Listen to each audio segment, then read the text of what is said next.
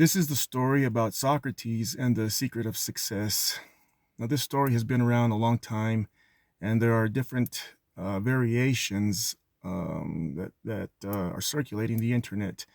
But I'll just keep this short and to the point. So, once upon a time, there was a young man who desperately wanted to know the secret of success, and he knew that Socrates could help him. So, he went up to Socrates and said, I would like to know the secret of success. I will do whatever it takes. So Socrates told him, meet me tomorrow morning down by the river, and I will let you know. So the next morning came, and the young man met Socrates, who was waiting for him, already waist deep in the river. And so when the young man trudged out and waded out into the river, Socrates asked him sincerely, so you really want to know the secret of success? And the young man said, yes, I will do anything, whatever you tell me. Socrates says, okay. So Socrates grabbed the young man and dunked his head underwater, and he held him there.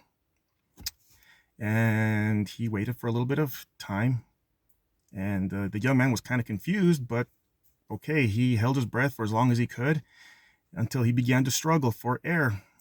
But Socrates, being much stronger than the young man, held him under until he knew at the last moment the young man would suffer for air and drown.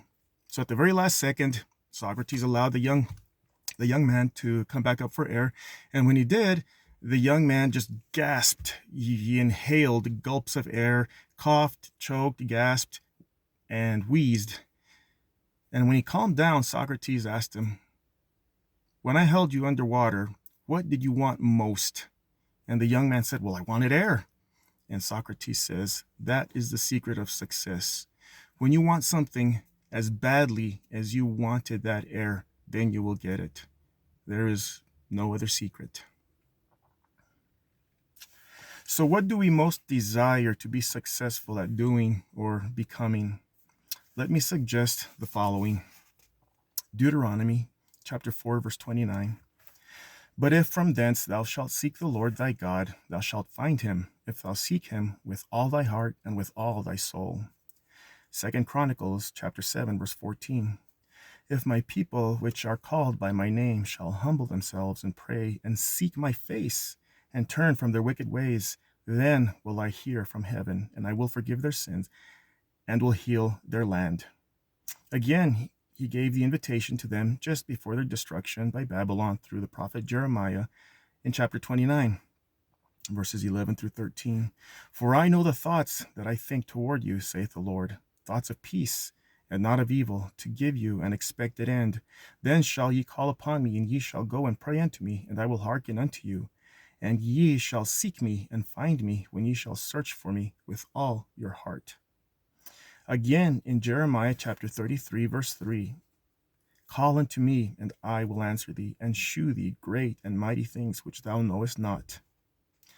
The Lord personally made the same declaration during his mortal ministry. In Matthew chapter 7, verse 7, he said, ask, and it shall be given you. Seek, and ye shall find. Knock, and it shall be opened unto you. For every one that asketh receiveth, and he that seeketh findeth, and to him that knocketh it shall be opened. In John 14:21, he said, he that hath my commandments and keepeth them, he it is that loveth me. And he that loveth me shall be loved of my Father, and I will love him, and will manifest myself to him. Judas saith unto him, not Iscariot, Lord, how is it that thou wilt manifest thyself unto us, and not unto the world? Jesus answered and said unto him, if a man love me, he will keep my words, and my Father will love him, and we will come unto him and make our abode with him. He clarified in D&C 130, verse 3, the appearing of the Father and the Son in that verse is a personal appearance, and the idea that the Father and Son dwell in a man's heart is an old sectarian notion and is false. In D&C 93, verse 1, we read, verily, thus saith the Lord, it shall come to pass that every soul who forsaketh his sins and cometh unto me, and calleth on my name, and obeyeth my voice, and keepeth my commandments, shall see my face and know that I am.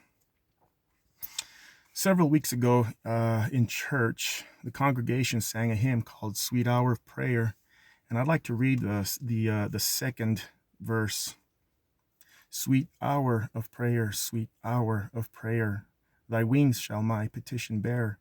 To him whose truth and faithfulness engage the waiting soul to bless. And since he bids me seek his face, believe his words and trust his grace, I'll cast on him my every care and wait for thee, sweet hour of prayer. I'll cast on him my every care and wait for thee, sweet hour of prayer. Note the title and the words, sweet hour of prayer.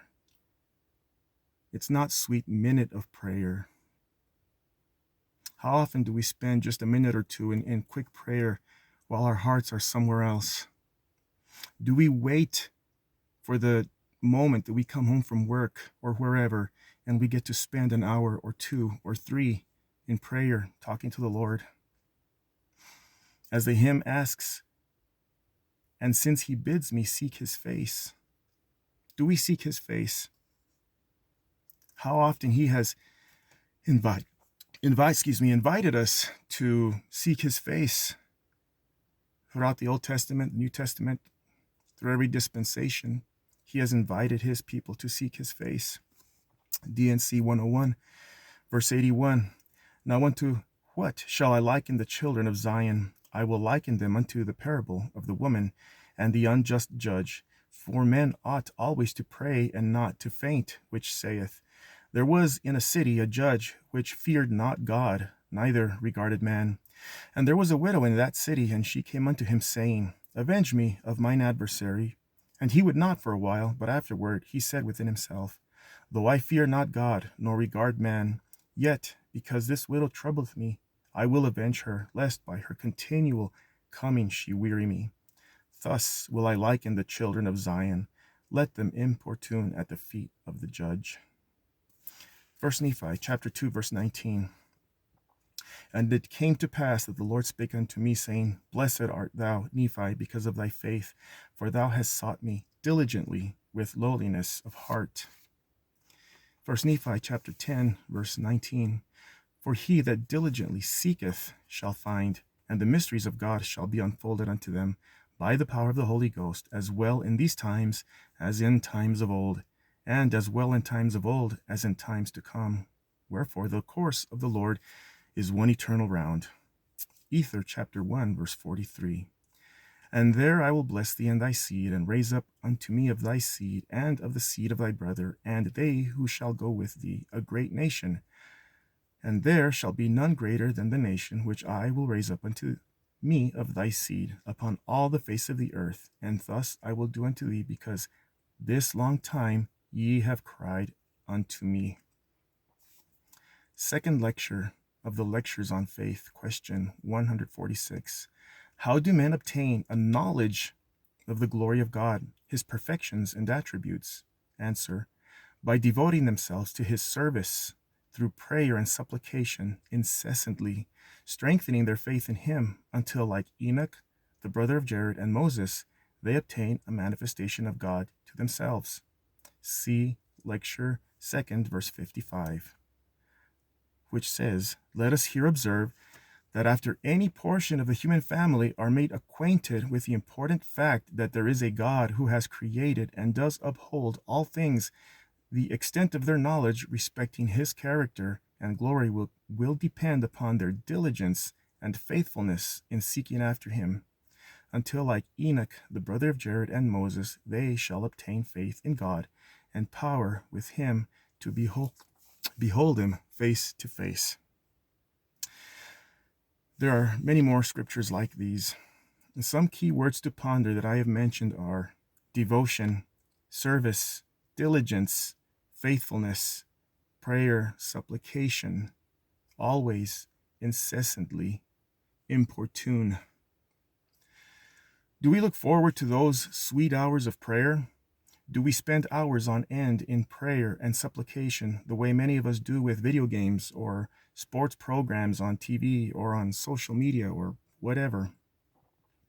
Do we desire to ask, seek, and knock as badly as the young man wanted air when Socrates held his head under water and wait desperately for Jesus Christ to open unto us? These are some things to think about. Thanks for watching.